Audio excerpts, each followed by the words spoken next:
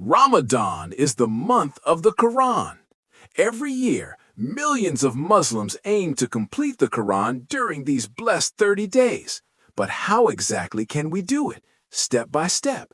Let's find out together. The Quran is beautifully divided into 30 chapters. That means if you read one chapter every day, you'll finish the entire Quran by the end of Ramadan. Simple, right? The standard Quran has 604 pages. Divide that by 30 days and you get about 20 pages per day. That's your daily goal. How do we manage 20 pages a day? Break it into 3 easy parts: suhoor, afternoon, and iftar. Read 5 to 7 pages at each time, and by the end of the day, you've completed one chapter without feeling rushed. Consistency is the key. Read at the same times every day and involve your family. Parents, children, even grandparents can join in. It becomes a beautiful family tradition.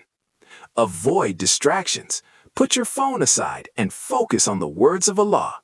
Remember, it's not just about finishing the Quran, it's about reflecting on its meaning. The Prophet Muhammad, peace be upon him, said, "The best among you are those who learn the Quran and teach it." So as you read, share what you learn with others. That's how the Quran truly comes alive. So here's the plan: 20 pages a day, one chapter daily, and by Eid, you'll have completed the Quran. Let's make this Ramadan truly blessed, filled with light, reflection, and joy. Subscribe to our channel for more Quran and Hadith guidance. May Allah accept your efforts and grant you barakah in this holy month.